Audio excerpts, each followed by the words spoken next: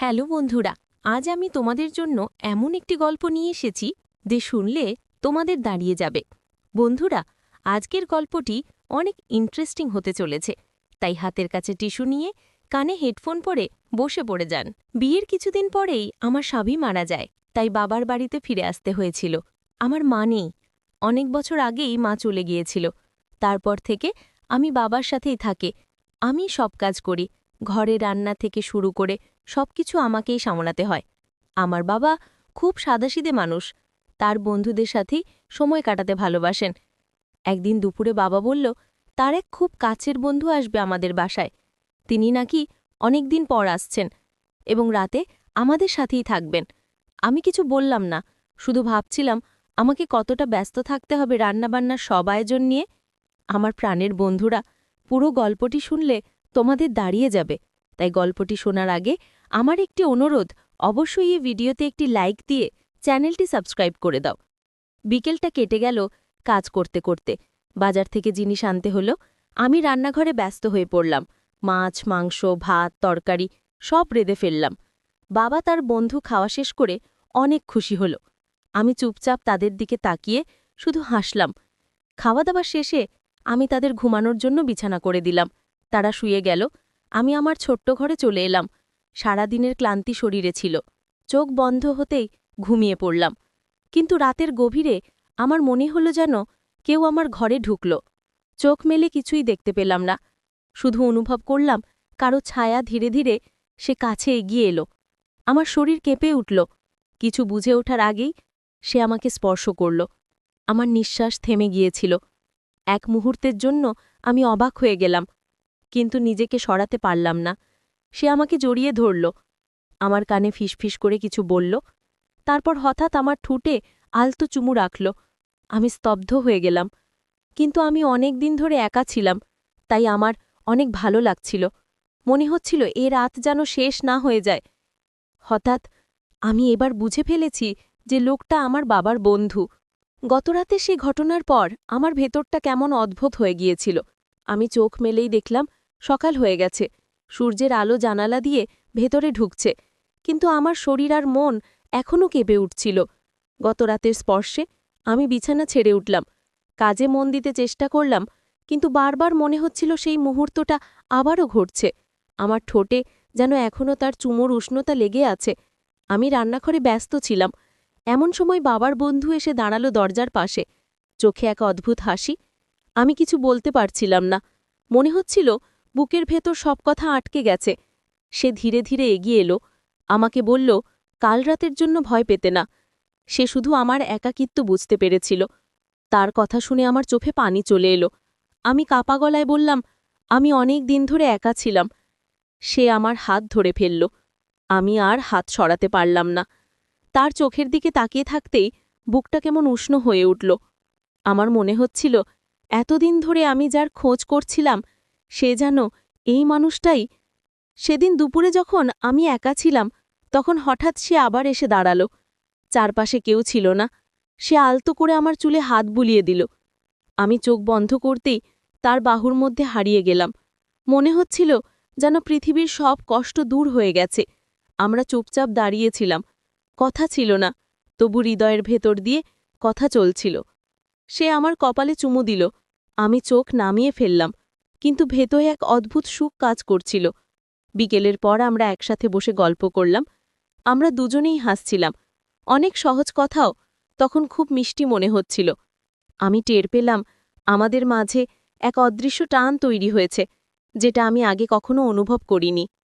রাত হলে সবাই ঘুমিয়ে পড়ল, কিন্তু আমার চোখে ঘুম আসছিল না। আমি বিছানায় শুয়ে শুধু ভাবছিলাম, সে কি আবার আসবে আমার কাছে, নাকি কাল রাতটাই ছিল একবারের মতো। হঠাৎ দরজা হালকা শব্দ করে খুলল। আমি চমকে তাকালাম। সে দাঁড়িয়ে আছে দরজায়।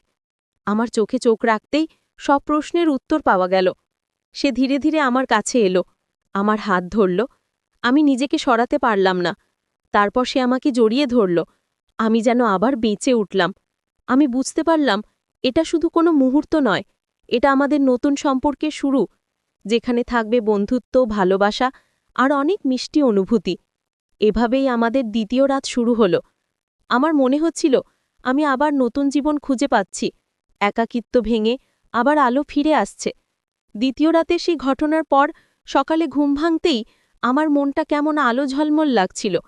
আমার মনে হচ্ছিল আমি যেন নতুন কেউ হয়ে গেছি। বিয়ের পর যে ভালোবাসা আর স্নেহ আমি হারিয়েছিলাম সেটা আবার ফিরে এসেছে। আমি রান্নাঘরে নেমেই খেয়াল করলাম বাবার বন্ধু আমাকে দেখছে, চোখে তার অদ্ভুত মমতা আর হাসি। আমি চুপচাপ কাজ করছিলাম, কিন্তু মনটা কাঁপছিল, কারণ আমি জানতাম আজ আবার কিছু নতুন হতে পারে। খাওয়া দাওয়া শেষে বাবা আর উনি গল্পে মুশকুল হয়ে গেলেন। আমি এক কোণে বসে শুধু তাদের কথা শুনছিলাম, কিন্তু তার চোখ বারবার আমার দিকে চলে আসছিল। আমি চোখ নামিয়ে নিচ্ছিলাম, কিন্তু ভেতরে ভেতরে আমি খুশি হচ্ছিলাম। বিকেলের পর আমরা একসাথে বসে গল্প করলাম। আমরা দুজনেই হাসছিলাম। অনেক সহজ কথাও তখন খুব মিষ্টি মনে হচ্ছিল। আমি টের পেলাম আমাদের মাঝে এক অদৃশ্য টান তৈরি হয়েছে, যেটা আমি আগে কখনো অনুভব করিনি। রাত হলে সবাই ঘুমিয়ে পড়ল, কিন্তু আমার চোখে ঘুম আসছিল না। আমি বিছানায় শুয়ে শুধু ভাবছিলাম, সে কি আবার আসবে আমার কাছে, নাকি কাল রাতটাই ছিল একবারের মতো। হঠাৎ দরজা হালকা শব্দ করে খুলল। আমি চমকে তাকালাম। সে দাঁড়িয়ে আছে দরজায়। আমার চোখে চোখ রাখতেই সব প্রশ্নের উত্তর পাওয়া গেল। সে ধীরে ধীরে আমার কাছে এলো, আমার হাত ধরল। আমি নিজেকে সরাতে পারলাম না। তারপর সে আমাকে জড়িয়ে ধরল। আমি যেন আবার বেঁচে উঠলাম। আমি বুঝতে পারলাম এটা শুধু কোনো মুহূর্ত নয়, এটা আমাদের নতুন সম্পর্কের শুরু, যেখানে থাকবে বন্ধুত্ব, ভালোবাসা আর অনেক মিষ্টি অনুভূতি। এভাবেই আমাদের দ্বিতীয় রাত শুরু হলো। আমার মনে হচ্ছিল আমি আবার নতুন জীবন খুঁজে পাচ্ছি। একাকিত্ব ভেঙে আবার আলো ফিরে আসছে। দ্বিতীয় রাতে সেই ঘটনার পর সকালে ঘুম ভাঙতেই আমার মনটা কেমন আলো ঝলমল লাগছিল। আমার মনে হচ্ছিল আমি যেন নতুন কেউ হয়ে গেছি। বিয়ের পর যে ভালোবাসা আর স্নেহ আমি হারিয়েছিলাম সেটা আবার ফিরে এসেছে। আমি রান্নাঘরে নেমেই খেয়াল করলাম বাবার বন্ধু আমাকে দেখছে, চোখে তার অদ্ভুত মমতা আর হাসি। আমি চুপচাপ কাজ করছিলাম, কিন্তু মনটা কাঁপছিল, কারণ আমি জানতাম আজ আবার কিছু নতুন হতে পারে। খাওয়া দাওয়া শেষে বাবা আর উনি গল্পে মুশকুল হয়ে গেলেন। আমি এক কোণে বসে শুধু তাদের কথা শুনছিলাম, কিন্তু তার চোখ বারবার আমার দিকে চলে আসছিল। আমি চোখ নামিয়ে নিচ্ছিলাম, কিন্তু ভেতরে ভেতরে আমি খুশি হচ্ছিলাম। বিকেলের পর আমরা একসাথে বসে গল্প করলাম। আমরা দুজনেই হাসছিলাম। অনেক সহজ কথাও তখন খুব মিষ্টি মনে হচ্ছিল।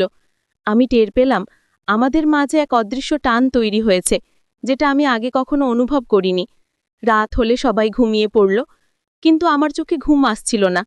আমি বিছানায় শুয়ে শুধু ভাবছিলাম, সে কি আবার আসবে আমার কাছে, নাকি কাল রাতটাই ছিল একবারের মতো। হঠাৎ দরজা হালকা শব্দ করে খুলল। আমি চমকে তাকালাম। সে দাঁড়িয়ে আছে দরজায়। আমার চোখে চোখ রাখতেই সব প্রশ্নের উত্তর পাওয়া গেল। সে ধীরে ধীরে আমার কাছে এলো, আমার হাত ধরল। আমি নিজেকে সরাতে পারলাম না। তারপর সে আমাকে জড়িয়ে ধরল। আমি যেন আবার বেঁচে উঠলাম। আমি বুঝতে পারলাম এটা শুধু কোনো মুহূর্ত নয়, এটা আমাদের নতুন সম্পর্কের শুরু, যেখানে থাকবে বন্ধুত্ব, ভালোবাসা আর অনেক মিষ্টি অনুভূতি। এভাবেই আমাদের দ্বিতীয় রাত শুরু হলো। আমার মনে হচ্ছিল আমি আবার নতুন জীবন খুঁজে পাচ্ছি। একাকিত্ব ভেঙে আবার আলো ফিরে আসছে। তো বন্ধুরা, আজকের গল্পটি এই পর্যন্তই। গল্পটি তোমাদের কেমন লাগলো অবশ্যই কমেন্ট করে জানাবে, এবং এরকম আরও মজার মজার ও ইন্টারেস্টিং ভিডিও পেতে এখনই আমাদের চ্যানেলটি সাবস্ক্রাইব করে পাশে থাকা বেল আইকনটিতে ক্লিক করুন। ধন্যবাদ।